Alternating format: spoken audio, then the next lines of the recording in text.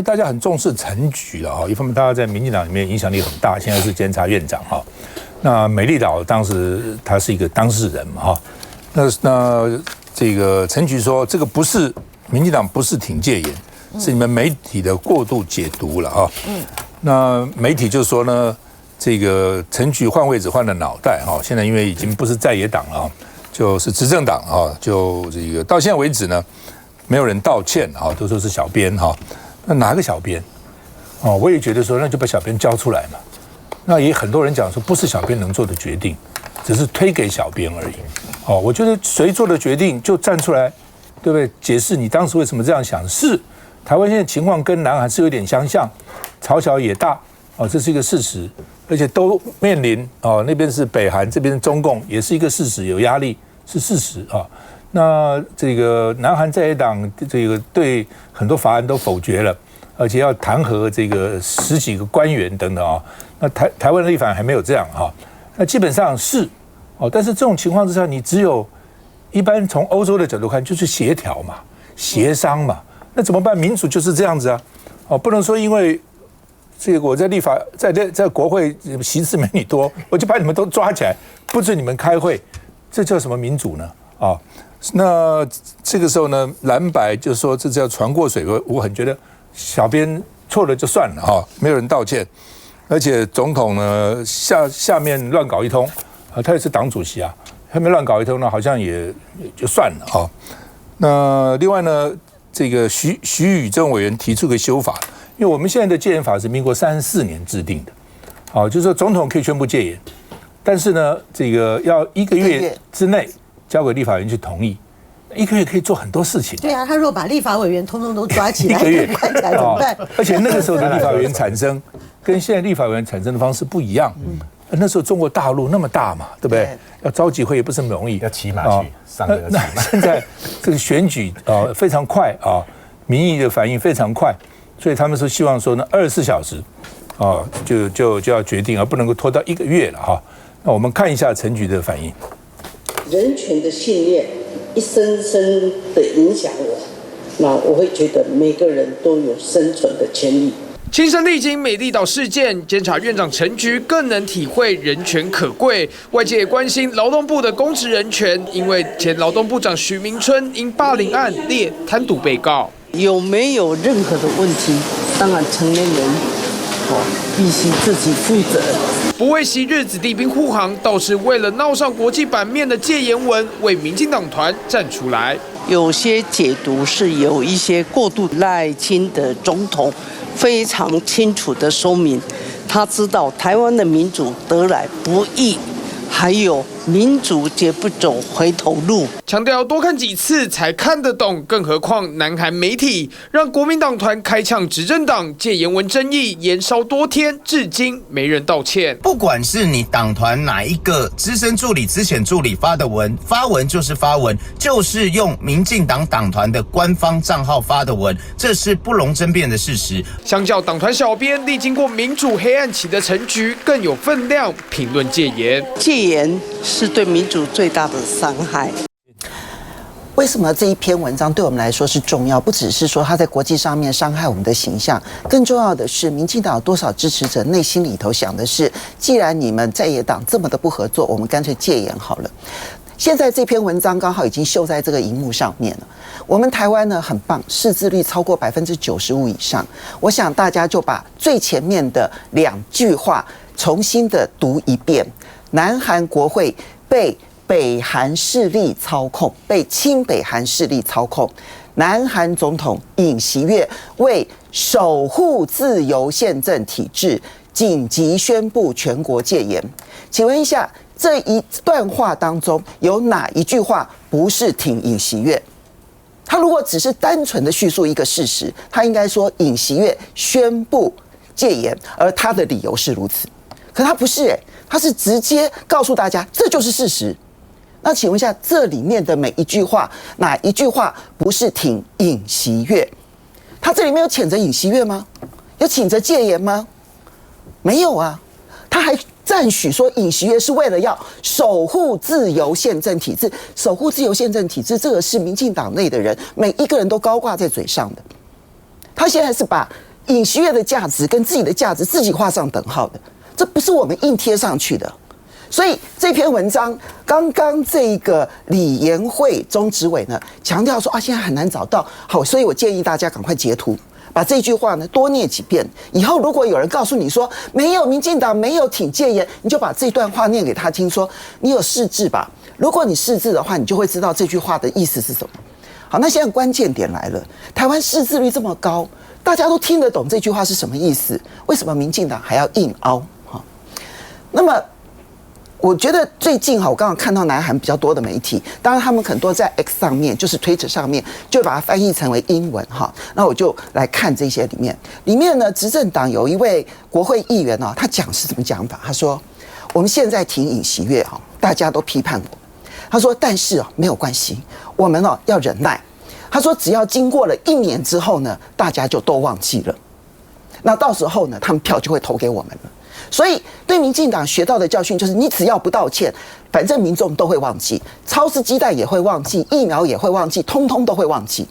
那但是我最后提一点，就是说这件事情的严肃在哪里？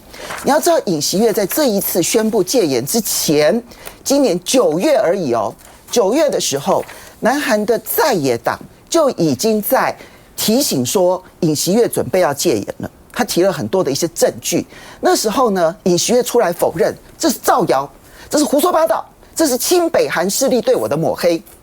然后之后呢，他做出了这件事。现在透露出来的讯息，他的那一位高中同学的前国防部长，还曾经一度建议他说，直接去攻击北韩，是因为参谋本部反对才没有成真。所以他是不惜毁掉朝鲜半岛，不惜毁掉韩国的经济发展、韩国的前途，然后也要保住自己的大位的人。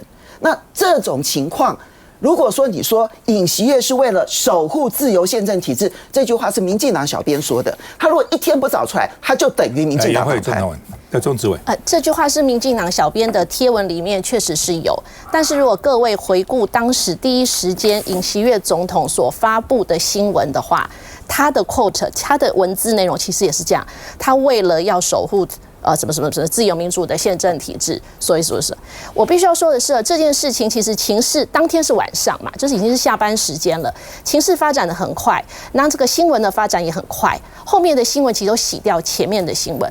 那当然不是说这个小编完全没有责任，因为这后续衍生的政治效应真的太大了，这个绝非当初他发文的时候所能够想象的，所以紧急撤文。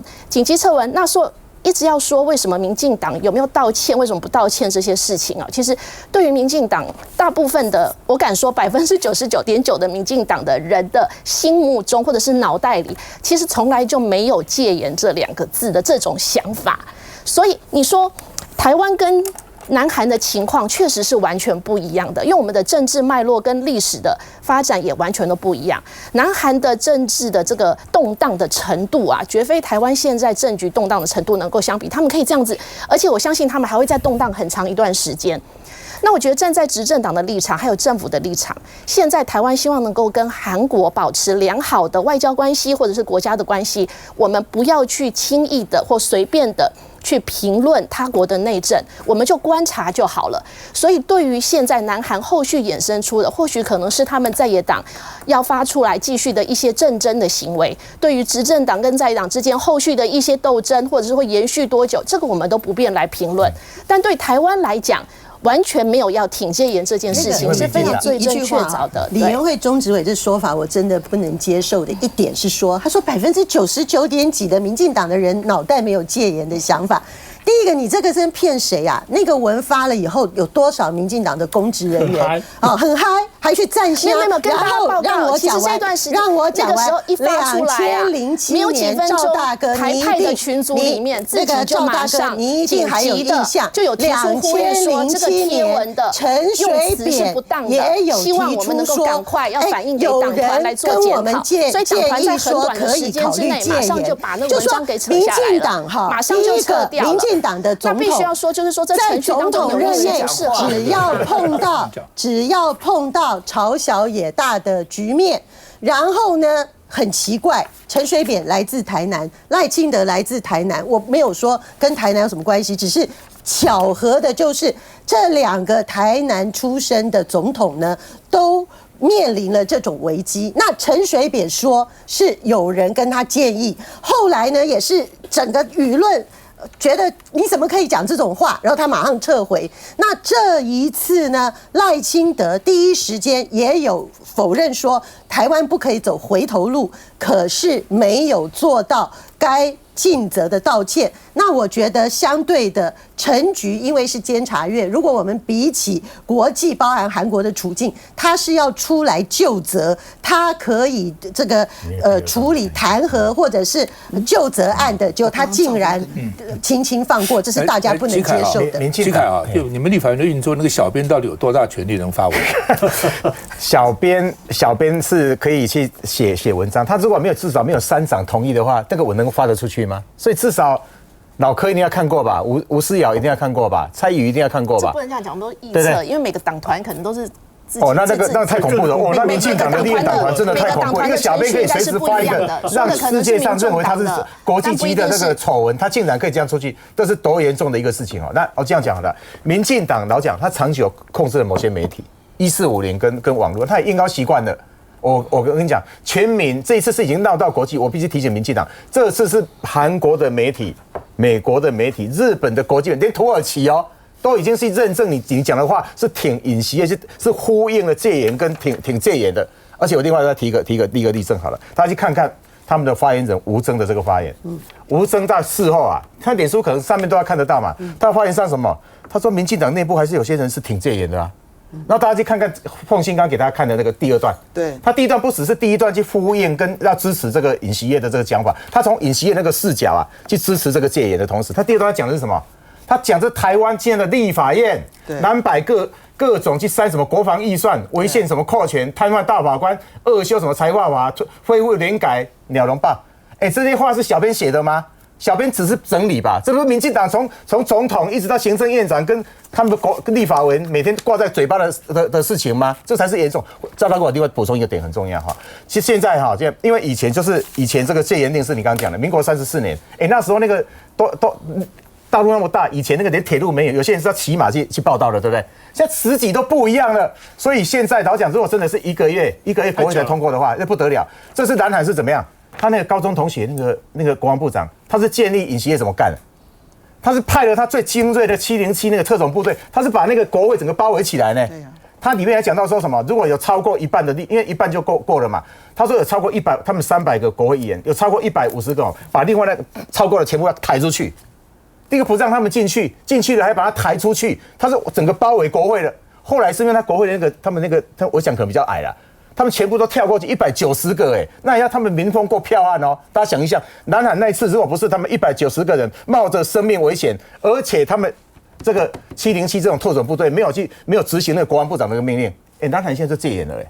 所以现在我就马上要修法。第一个，我们要把那个时间点，就是国会立法要通过这个时间点，我们把它压缩到可能12个小时到48。第二个更重要的，我们要明定，不能够包围立法院，也不能限制立法院的行动，让立法院没办法去做追认的这个动作。这个我们要赶快去修法。休息一下再回来。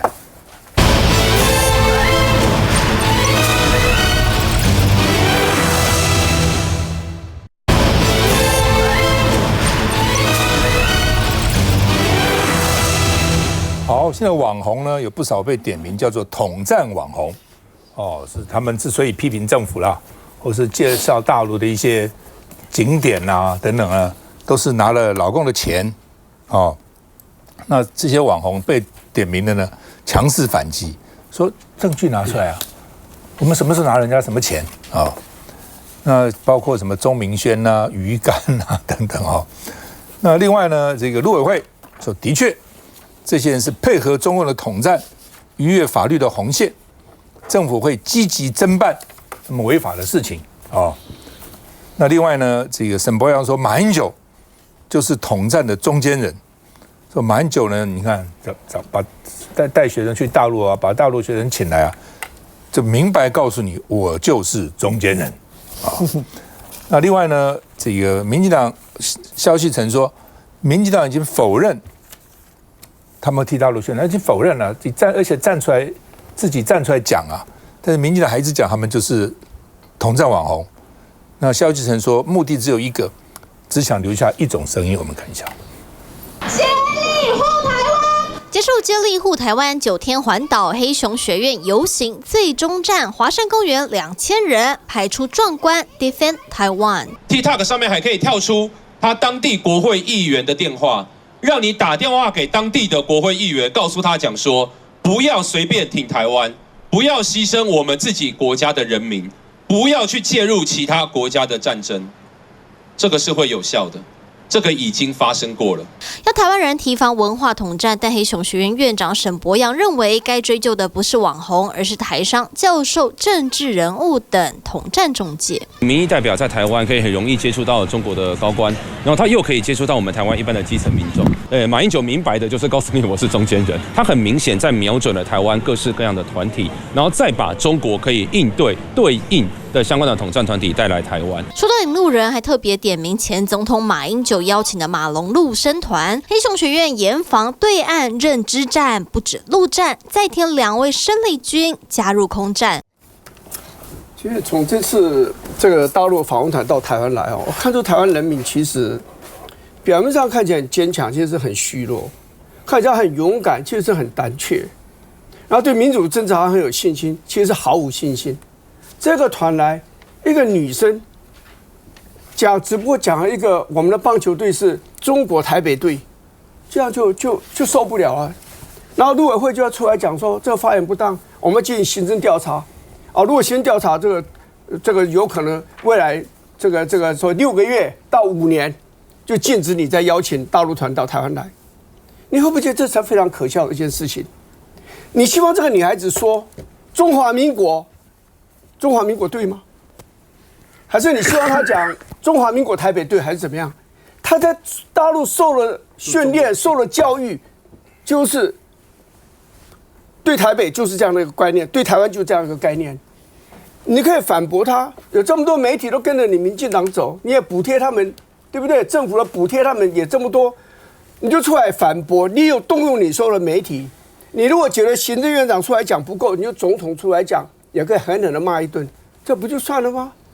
就被他如临大敌，一个小女生讲错了一句你不喜欢的话，搞到举国在震荡，对不对？还要批评这个基金会的负责人马英九是中间人。我告诉你，你这个批评就是讲人家对中华民国或对台湾不忠诚了。我跟你讲，在外国的指控里面最严重的一件事情，就是批评人家对自己的国家不忠诚的。